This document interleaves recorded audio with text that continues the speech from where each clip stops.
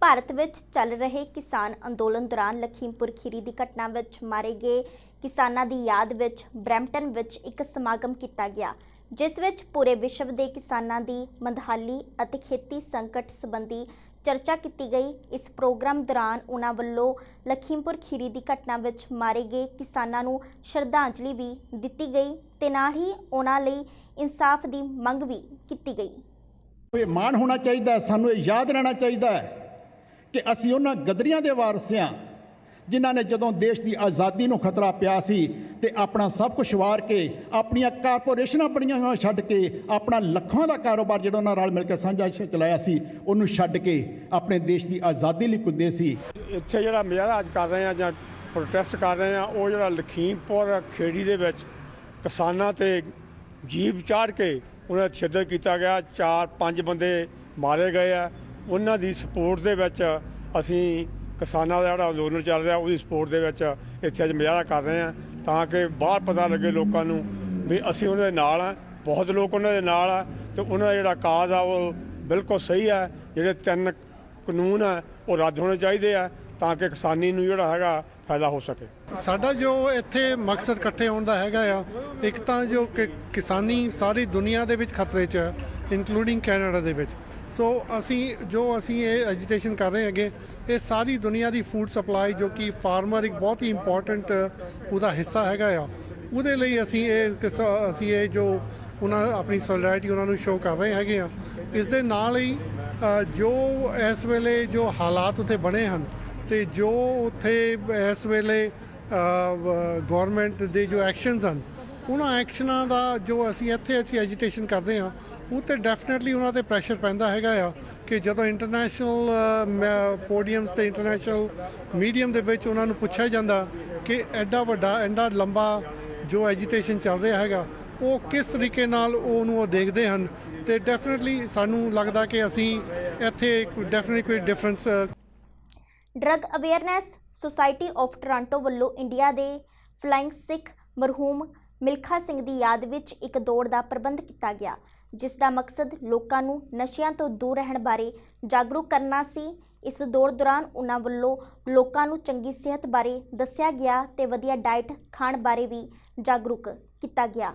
ਉਹਨਾਂ ਨੂੰ ਸਮਰਪਿਤ ਹੈ ਕਿ ਆਪਾਂ ਉਹਨਾਂ ਨੂੰ ਭੁੱਲੀਏ ਨਾ, ਕਿਸ ਤਰ੍ਹਾਂ ਆਪਾਂ ਯਾਦ ਰੱਖੀਏ। ਉਹਨਾਂ ਦੀ ਯਾਦ ਵਿੱਚ ਇਹ ਪ੍ਰੋਗਰਾਮ ਕਰਾਇਆ ਜਾ ਰਿਹਾ। ਮੈਂ ਸਪੈਸ਼ਲੀ ਇਸ ਇਵੈਂਟ 'ਚ ਪਾਰਟਿਸਿਪੇਟ ਕਰਨ ਆਇਆ ਕਿਉਂਕਿ ਅਸੀਂ ਅਵੇਅਰ ਕਰਨਾ ਚਾਹੁੰਦੇ ਹਾਂ ਕਿ ਡਰੱਗਸ ਤੋਂ ਦੂਰ ਰਹੀਏ ਤੇ ਖਾਸ ਕਰਕੇ ਆਪਣੀ ਸਿਹਤ ਦਾ ਖਿਆਲ ਰੱਖੀਏ। ਆਪਣੀ ਹੈਲਥ ਦਾ ਬਹੁਤ ਜ਼ਿਆਦਾ ਖਿਆਲ ਰੱਖਣਾ ਜ਼ਰੂਰੀ ਹੈ। ਇਸ ਮੁਲਕ ਦੇ ਵਿੱਚ ਅਸੀਂ ਬਹੁਤ ਬਿਜ਼ੀ ਹੁੰਦੇ ਹਾਂ ਆਪਣੇ ਕੰਮਾਂ 'ਚ, ਆਪਣੀ ਰੂਟੀਨ ਦੇ ਵਿੱਚ, ਤੇ ਅਸੀਂ ਭੁੱਲ ਜਾਂਦੇ ਹਾਂ ਤੇ ਬਾਅਦ 'ਚ ਅਸੀਂ ਹਸਪੀਟਲਾਂ ਜਾਂਦੇ ਹਾਂ, ਬਾਅਦ ਸਾਡੀ ਲਾਈਫ ਐਕਸਪੈਕਟੈਂਸੀ ਘੱਟ ਜਾਂਦੀ ਹੈ। ਸੋ ਇਸ ਕਰਕੇ ਰਨਿੰਗ ਦਾ ਜਿਹੜਾ ਇਹਨਾਂ ਨੇ ਉਪਰਾਲਾ ਕੀਤਾ ਉਹ ਬਹੁਤ ਵਧੀਆ ਕੀਤਾ, ਖਾਸ ਕਰਕੇ ਮਿਲਖਾ ਸਿੰਘ ਨੂੰ ਯਾਦ ਕਰਦਿਆਂ ਹੋਇਆਂ। ਲਾਸਟ ਕੁਝ ਸਾਲਾਂ ਦੇ ਵਿੱਚ ਦੇਖਣ ਵਿੱਚ ਆਇਆ ਹੈ ਕਿ ਆਪਣੇ ਸਮਾਜ ਵਿੱਚ, ਆਪਣੇ ਖਾਸ ਤੌਰ ਤੇ ਆਪਣੀ ਪੰਜਾਬੀ ਕਮਿਊਨਿਟੀ ਵਿੱਚ, ਇੰਡੀਅਨ ਕਮਿਊਨਿਟੀ ਵਿੱਚ ਡਰੱਗਸ ਜਿਹੜੇ ਹੈਗੇ ਆ ਉਹ ਵੱਧਦੇ ਜਾ ਰਹੇ ਹੈਗੇ ਆ। ਔਰ ਮੇਰਾ ਐਕਸਪੀਰੀਅੰਸ ਮੇਰੇ ਜੌਬ ਤੋਂ ਹੈਗਾ, ਜਿਹੜਾ ਮੈਂ ਜੌਬ ਕਰਦਾ ਹੈਗਾ, ਤਾਂ ਜਿਹੜਾ ਵੀ ਕੋਈ ਥੋੜ੍ਹਾ ਬਹੁਤਾ ਤੁਸੀਂ ਐਫਰਟ ਕਰ ਸਕਦੇ ਹੈਗੇ ਆ ਡਰੱਗ ਅਵੇਅਰਨੈਸ ਵਾਸਤੇ, ਸਮਾਜ ਦੇ ਵਿੱਚ ਜਾਗਰੂਕਤਾ ਲਿਆਉਣ ਵਾਸਤੇ ਇਸ ਡਰੱਗਸ ਮੁਤਲਕ, ਉਹ ਜਿਹੜਾ ਹੈਗਾ ਉਹ ਤੁਹਾਡਾ ਜਿੰਨਾ ਵੀ ਕੰਟਰੀਬਿਊਸ਼ਨ ਹੈਗਾ ਉਹ ਕੰਟਰੀਬਿਊਸ਼ਨ ਘੱਟ ਹੈਗਾ ਕਿ ਪ੍ਰੋਬਲਮ ਇੰਨੀ ਜ਼ਿਆਦਾ ਹੈਗੀ ਹੈ। So drug awareness society of Toronto, ਜਿਹਦਾ ਨਾਲ ਮੈਂ ਵੋਲੰਟੀਅਰ ਦੇ ਹਿਸਾਬ ਨਾਲ ਕੰਮ ਕਰਦਾ ਹੈਗਾ, ਸਾਡਾ ਮੇਨ ਮੁੱਦਾ ਹੁੰਦਾ ਹੈਗਾ ਕਮਿਊਨਿਟੀ ਦੇ ਵਿੱਚ ਜਾਣਾ, ਕਮਿਊਨਿਟੀ ਦੇ ਵਿੱਚ ਆਇਡੈਂਟੀਫਾਈ ਕਰਨਾ ਕਿ ਕਿਹੜੇ ਪ੍ਰੋਬਲਮਸ ਹੈਗੇ ਆ ਡਰੱਗ ਅਵੇਅਰਨੈਸ, ਡਰੱਗ ਦੇ ਮੁਤਲਕ, ਔਰ ਉਹਦੇ ਬਾਰੇ ਆਪਣੀ ਜਨਤਾ ਨੂੰ, ਆਪਣੇ ਸਟੂਡੈਂਟਸ ਨੂੰ, ਆਪਣੇ ਯੂਥ ਨੂੰ ਜਾਗਰੂਕਤਾ ਦੇਣੀ। ਮੈਂ ਫਸਟ ਆਇਆ 5 ਕਿਲੋਮੀਟਰ ਰੇਸ ਜਿਹੜੀ ਸੀ ਇੱਥੇ ਅੱਜ ਕਰਾਈ ਗਈ, ਇਸ ਸੰਸਥਾ ਦੇ ਵੱਲੋਂ ਮੈਂ ਪਹਿਲੀ ਪੋਜੀਸ਼ਨ ਪ੍ਰਾਪਤ ਕੀਤੀ ਹੈ। ਮੈਂ ਪੂਰੀ ਤਿਆਰੀ ਕਰਦਾ, 10 ਕਿਲੋਮੀਟਰ ਦਾ ਰਨ ਕਰਦਾ। ਮੈਂ ਹਫ਼ਤੇ ਦੇ ਵਿੱਚ 3 ਵਾਰੀ ਸਟੇਡੀਅਮ ਜਾਂਦਾ, ਉੱਥੇ ਮੈਂ 10 ਕਿਲੋਮੀਟਰ 12 ਕਿਲੋਮੀਟਰ ਰਨ ਕਰਦਾ, 2 ਦਿਨ ਰੈਸਟ ਕਰਦਾ। ਮੇਰਾ ਰੂਟੀਨ ਹੈਗਾ, ਸ਼ੁਰੂ ਕੀਤਾ ਮੈਂ ਇਹ 1 ਜਨਵਰੀ ਤੋਂ, ਇਸ ਸਾਲ ਜਨਵਰੀ 21 ਤੋਂ ਸ਼ੁਰੂ ਕੀਤਾ ਸੀ। ਅੱਜ ਮੈਨੂੰ ਤਕਰੀਬਨ 9.5 ਮਹੀਨੇ ਹੋ ਗਏ ਤੇ ਉਦੋਂ ਮੈਂ 5 ਕਿਲੋਮੀਟਰ ਜਿਹੜੀ ਆ ਉਹ 27.5 ਮਿੰਟ 'ਚ ਕਰਦਾ ਸੀ। ਅੱਜ ਮੈਂ 5 ਕਿਲੋਮੀਟਰ 22 ਮਿੰਟ 'ਚ ਕਰ ਸਕਦਾ। ਅਸੀਂ ਜਦੋਂ ਆਪਣੇ ਸੀਨੀਅਰਸ ਨਾਲ ਭੱਜਦੇ ਹਾਂ, ਮੈਂ ਹੁਣੇ ਧਿਆਨ ਸਿੰਘ ਜੀ ਜਿਹੜੇ ਮੈਰਾਥਨ ਭੱਜ ਕੇ ਆਏ ਨੇ, ਉਹਨਾਂ ਨਾਲ ਭੱਜਿਆ, ਬੜਾ ਚੰਗਾ ਲੱਗਿਆ। ਉਹਨਾਂ ਨੇ ਮੈਨੂੰ ਕਿਹਾ ਵੀ ਇਹ ਰੇਸ ਜਿਹੜੀ ਹੈ 20 ਤੋਂ 22 ਮਿੰਟ 'ਚ ਹੋਣੀ ਚਾਹੀਦੀ ਹੈ, ਸੋ ਆਈ ਟੇਕ ਇਟ ਟਾਰਗੇਟ, ਤੇ ਮੈਂ ਉਹਨਾਂ ਦੇ ਹਿਸਾਬ ਨਾਲ ਇਹ ਰੇਸ ਭੱਜਿਆ।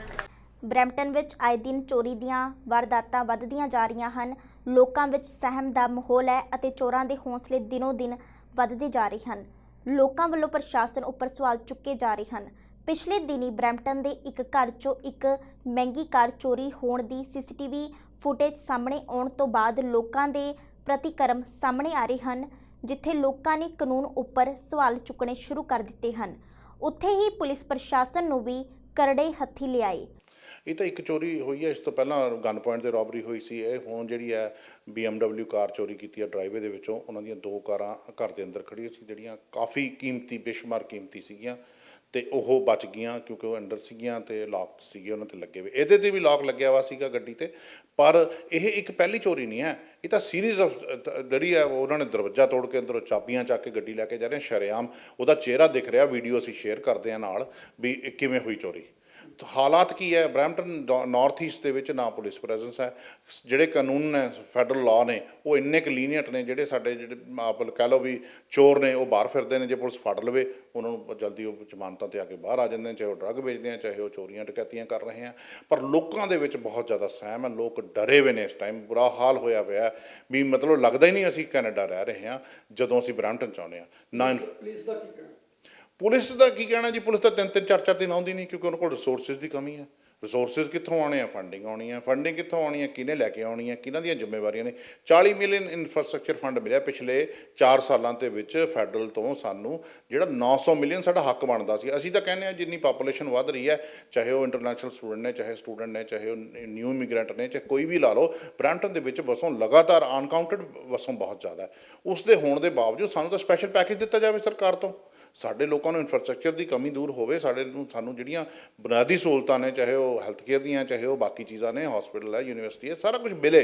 ਪਰ ਨਹੀਂ ਮਿਲਦਾ। ਕਿਉਂ ਨਹੀਂ ਮਿਲਦਾ? ਪਿਛਲੇ 2 ਦਹਾਕਿਆਂ ਤੋਂ ਸਰਕਾਰਾਂ ਰਹੀਆਂ ਨੇ, ਕੁਛ ਨਹੀਂ ਫਿਰਿਆ। ਹੁਣ ਵਾਅਦਾ ਮਿਲਿਆ, ਉਮੀਦ ਕਰਦੇ ਹਾਂ ਬੜੀ ਜਲਦੀ ਸਾਨੂੰ ਹਸਪੀਟਲ ਮਿਲ ਜਾਏਗਾ। ਪਰ ਪੁਆਇੰਟ ਇਹ ਹੈ, ਚੋਰੀਆਂ ਡਕੈਤੀਆਂ, ਅਸੀਂ ਕੰਮ 'ਤੇ ਜਾਈਏ, ਦਿਹਾੜੀ ਲਾਈਏ, ਜਾਂ ਅਸੀਂ ਚੈਨ ਦੀ ਨੀਂਦ ਆਪਣੇ ਘਰ ਵੀ ਨਹੀਂ ਸੌਂ ਸਕਦੇ। ਸਾਡੇ ਮਾਂ-ਬਾਪ ਬਜ਼ੁਰਗ ਘਰੇ ਨੇ, ਸਾਡੇ ਛੋਟੇ ਬੱਚੇ ਘਰੇ ਨੇ, ਅਸੀਂ ਕੰਮ 'ਤੇ ਹਾਂ। ਦਿਨ ਦਿਹਾੜੇ ਵੀ ਚੋਰੀਆਂ ਹੋਈਆਂ ਨੇ, ਡਕੈਤੀਆਂ ਹੁੰਦੀਆਂ ਨੇ, ਸ਼ਰੇਆਮ ਕਾਰਾਂ ਖੋਹ ਕੇ ਲੈ ਕੇ ਜਾਂਦੇ ਆ ਤੁਹਾਡੇ ਤੋਂ, ਡਰਾਈਵੇ ਤੋਂ ਤੁਹਾਨੂੰ ਸੜਕ 'ਤੇ ਰੋਕ ਕੇ ਕੋਈ ਕੀਤਾ ਜਾਂਦਾ। ਇਹ ਆਪਾਂ ਕਿਸ ਮੁਲਕ 'ਚ ਬੈਠੇ ਹਾਂ, ਕਿਸ ਜਗ੍ਹਾ 'ਤੇ ਬੈਠੇ ਹਾਂ? ਇਹ ਸਾਡਾ ਜਿਹੜਾ ਪੋਲੀਟੀਕਲ ਸਿਸਟਮ ਆ ਉਹ ਵੀਕ ਹੈ, ਸਾਡਾ ਜਿਹੜਾ ਜਸਟਿਸ ਸਿਸਟਮ ਆ ਉਹ ਵੀਕ ਹੈ, ਸਾਡੇ ਜਿਹੜੇ ਪੁਲਿਸ ਪ੍ਰੈਜ਼ੈਂਸ ਨਹੀਂ ਆ ਸਾਡੇ ਕੋਲ। ਹੁਣ ਬ੍ਰੈਮਲੀ ਸਿਟੀ ਸੈਂਟਰ ਤੋਂ ਲੈ ਕੇ ਬਰੈਂਪਟਨ ਨਾਰਥ ਈਸਟ ਨੂੰ ਆਉਣ ਲਈ ਘੱਟੋ ਘੱਟ 35-40 ਮਿੰਟ ਘੱਟੋ ਘੱਟ ਟਾਈਮ ਲੱਗ ਜਾਂਦਾ ਆਉਣ ਵਾਸਤੇ। ਅਤੇ ਸਾਨੂੰ ਜਦੋਂ ਅਸੀਂ ਸਿਟੀ ਆਫ ਬਰੈਂਪਟਨ ਨੂੰ ਡੈਲੀਗੇਸ਼ਨ ਦਿੱਤੇ ਆ, ਇੱਕ ਨਹੀਂ ਕਈ ਰੀਜਨ ਅਪੀਲ ਨੂੰ ਦਿੱਤੇ ਆ, ਯੂਨੈਨਿਮਸਲੀ ਪਾਸ ਹੋ ਗਏ, ਪੁਲਿਸ ਬੋਰਡ ਕੋਲ ਚਲੇ ਗਏ, ਉੱਥੋਂ ਰਿਜੈਕਟ ਹੋ ਗਏ। ਇਹ ਕਿਤੇ ਨਾ ਕਿਤੇ ਕਮੀ ਹੈ। ਸਾਡੇ ਪੁਲਿਸ ਚੀਫ ਨੂੰ ਵੀ ਨਹੀਂ ਸਮਝ ਆ ਰਿਹਾ ਵੀ ਸਾਨੂੰ ਇਹ ਲੋਕ ਤਰਾ ਮਾਰ ਰਹੇ ਆ ਕਿ ਅਸੀਂ ਇਹਨਾਂ ਨੂੰ, ਲੋਕਾਂ ਨੂੰ ਪਬਲਿਕ ਸੇਫਟੀ ਨਹੀਂ ਦੇਣੀ। ਜਿਨ੍ਹਾਂ ਨੇ ਇਹਨਾਂ ਨੂੰ ਚੁਣ ਕੇ ਲਿਆਂਦਾ ਉਹ ਵੀ ਅਕਾਊਂਟੇਬਲ ਬਣਨ, ਜਿਹੜੇ ਸਾਡਾ ਸਿਸਟਮ ਆ ਉਹ ਵੀ ਅਕਾਊਂਟੇਬਲ ਬਣੇ। ਪਰ ਜੇ ਨਹੀਂ ਬਣੂਗਾ, ਸਾਡੇ ਬੱਚੇ ਜਿਹੜੇ ਐ ਬਰੈਂਪਟਨ ਛੱਡ ਕੇ ਚਲੇ ਜਾਣਗੇ, ਕਿਉਂਕਿ ਨਾ ਉਹਨਾਂ ਨੂੰ ਰੁਜ਼ਗਾਰ ਮਿਲ ਰਿਹਾ, ਨਾ ਉਹਨਾਂ ਨੂੰ ਪੜ੍ਹਾਈ ਮਿਲ ਰਹੀ ਹੈ, ਨਾ ਉਹਨਾਂ ਨੂੰ ਕੋਈ ਐਂਟਰਟੇਨਮੈਂਟ ਦੇ ਸਾਧਨ ਮਿਲ ਰਹੇ ਆ, ਅਤੇ ਨੌਕਰੀਆਂ ਬਾਹਰ ਹੀ ਕਰਨੀਆਂ ਨੇ ਸਭ ਨੂੰ। ਅਸੀਂ ਆਪ ਨੌਕਰੀਆਂ ਬਾਹਰ ਕਰ ਰਹੇ ਹਾਂ, ਪੜ੍ਹਨ ਅਸੀਂ ਬਾਹਰ ਜਾਂਦੇ ਹਾਂ। ਕਿੱਥੇ ਜਾ ਕੇ ਇਹ ਰੁਕੂਗਾ ਕੰਮ? ਕਦੋਂ ਤੱਕ ਅਸੀਂ ਸਿੰਬੋਲਿਕ ਵਿਕਟਰੀਆਂ, ਸਿੰਬੋਲਿਕ ਝੰਡੇ ਚਲਾ ਕੇ ਅਸੀਂ ਇਹ ਜਿਹੜੀਆਂ ਚੀਜ਼ਾਂ ਨੇ ਲੋਕਾਂ ਨੂੰ ਦਿੰਦੇ ਰਹਾਂਗੇ? ਕਦੋਂ ਤੱਕ ਲੋਕਾਂ ਨੂੰ ਪਰੋਸਦੇ ਰਹਾਂਗੇ? ਉਹਨਾਂ ਦੇ ਕਿਸੇ ਦੇ ਵਿਆਹ 'ਤੇ ਚਲੇ ਗਏ, ਕਿਸੇ ਦੇ ਬਰਥਡੇ 'ਤੇ ਚਲੇ ਗਏ, ਬਸ ਇੰਨੇ ਨਾਲ ਹੀ ਕੰਮ ਸਰ ਜਾਂਦਾ। ਕੀ ਲੋੜ ਹੈ ਕੰਮ ਕਰਨ ਦੀ? ਜਿਹੜਾ ਪਾਰਲੀਮੈਂਟੇਰੀਅਨ ਰੋਲ ਹੈ, ਪਾਰਲੀਮੈਂਟ ਦੇ ਵਿੱਚ ਜਾ ਕੇ ਬੋਲਣਾ, ਪਾਰਲੀਮੈਂਟ ਦੇ ਵਿੱਚ ਆਪਣੇ ਜਿਹੜੇ ਮਿਨਿਸਟਰ ਹੈ, ਚਾਹੇ ਡਿਫੈਂਸ ਮਿਨਿਸਟਰ ਹੈ, ਚਾਹੇ ਹੋਰ ਆਪਣੇ ਫੰਡਿੰਗ ਵਾਸਤੇ ਫਾਈਨਾਂਸ ਮਿਨਿਸਟਰ ਹੈ, ਉਹਨਾਂ ਨਾਲ ਲੌਬੀ ਕਰਕੇ ਉਹਨਾਂ ਤੋਂ ਤੁਸੀਂ ਫੰਡਿੰਗ ਲੈ ਕੇ ਆਓ, ਤੁਸੀਂ ਬਣਦੇ ਹੱਕ ਲੈ ਕੇ ਆਓ। ਦੂਜੇ ਸ਼ਹਿਰਾਂ ਨੂੰ ਮਿਲ ਰਹੇ ਹੈ, ਬਰੈਂਪਟਨ ਨੂੰ ਨਹੀਂ ਮਿਲ ਰਹੇ। ਪਰ ਅਸੀਂ ਇਸ ਗੱਲ 'ਚ ਹੀ ਖੁਸ਼ ਹਾਂ ਵੀ ਸਾਡੇ ਨਾਲ ਫੋਟੋ ਖਿੱਚੇਗੀ, ਸਾਡੇ ਇਹਨਾਂ ਨੇ ਆ ਕੇ ਸਾਡੇ ਇਵੈਂਟ 'ਤੇ ਆ ਕੇ ਬਸ ਅਸੀਂ ਇਹ ਬੱਲੇ ਬੱਲੇ 'ਚ ਹੀ ਮਾਰੇ ਜਾਵਾਂਗੇ। ਔਰ ਇਹ ਨਾ ਹੋਵੇ ਸਾਡਾ ਹਾਲ ਜਿੱਥੋਂ ਆਏ ਹਾਂ ਉਦੋਂ ਵੀ ਬੱਤਰ ਹੋ ਜਾਵੇ ਇੱਥੇ ਆ ਕੇ।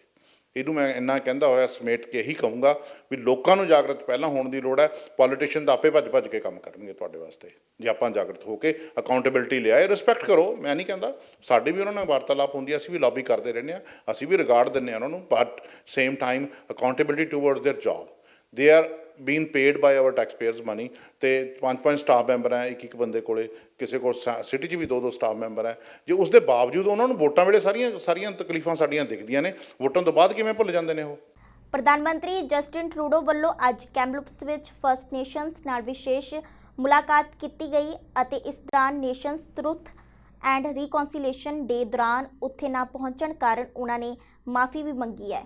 ਇਸੇ ਦੌਰਾਨ ਸੰਬੰਧਿਤ ਫਸਟ ਨੇਸ਼ਨਸ ਵੱਲੋਂ ਪ੍ਰਧਾਨ ਮੰਤਰੀ ਟਰੂਡੋ ਅੱਗੇ ਕੁਝ ਮੰਗਾਂ ਵੀ ਰੱਖੀਆਂ ਗਈਆਂ ਹਨ।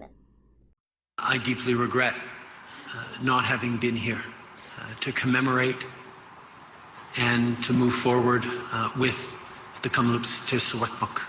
She could have chosen to turn her back on me and on the federal government. The community could have said, you know what, we don't need to deal with you anymore. And yet, she reached out. She said, please come and listen and learn. And we will walk this path together, and that is why I'm here. Welcoming Prime Minister Justin Trudeau to the Kamloops Secwépemc today is bittersweet. When we imagined welcoming Prime Minister Trudeau to our community, it was envisioned that it would be an opportunity for him to interact with a wide array of survivors, intergenerational survivors, and many different First Nations as part of September the 30th, the first National Day of Truth and Reconciliation. Instead of talking about truth and reconciliation, people talked about me. And that's on me. I take responsibility for that. September 30th, where going forward, Canada will always lower its flags to half-mast, and where we will always fly the flag of truth and reconciliation designed by the National Council of Truth and Reconciliation. Canada must be held accountable for their genocidal laws and policies. Canada must not be allowed to investigate itself.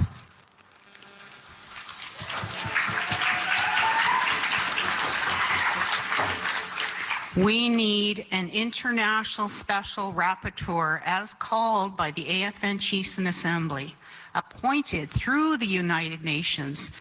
Today is about making some positive steps forward and rectifying a mistake. ਬੀਤੇ ਹਫਤੇ Thanksgiving weekend ਤੇ maple ਰਿਜ ਵਿੱਚ ਇੱਕ waterfall ਦੇ ਨੇੜੇ river ਵਿੱਚ ਫਸੇ ਦੋ ਨੌਜਵਾਨਾਂ ਨੂੰ 5 ਇੰਟਰਨੈਸ਼ਨਲ ਸਟੂਡੈਂਟਸ ਨੇ ਆਪਣੀਆਂ ਪੱਗਾਂ ਲਮਕਾ ਕੇ ਉਹਨਾਂ ਦੇ ਸਹਾਰੇ ਫਸੇ ਹੋਏ ਵਿਅਕਤੀਆਂ ਨੂੰ ਬਾਹਰ ਕੱਢਣ ਦਾ ਦਲੇਰਾਨਾ ਕੰਮ ਕੀਤਾ ਸੀ। ਇਸ ਤੋਂ ਬਾਅਦ ਉਹਨਾਂ ਨੌਜਵਾਨਾਂ ਦੀ ਚਾਰੇ ਪਾਸੇ ਵਡਿਆਈ ਵੀ ਹੋ ਰਹੀ ਹੈ ਅਤੇ ਇਸ ਮਾਮਲੇ ਸੰਬੰਧੀ ਉਹਨਾਂ ਸਟੂਡੈਂਟਸ ਦਾ ਕਹਿਣਾ ਹੈ ਕਿ ਮੁਸੀਬਤ ਵਿੱਚ ਫਸੇ ਲੋਕਾਂ ਦੀ ਮਦਦ ਕਰਕੇ ਉਹ ਮਾਣ ਮਹਿਸੂਸ ਕਰ ਰਹੇ ਹਨ।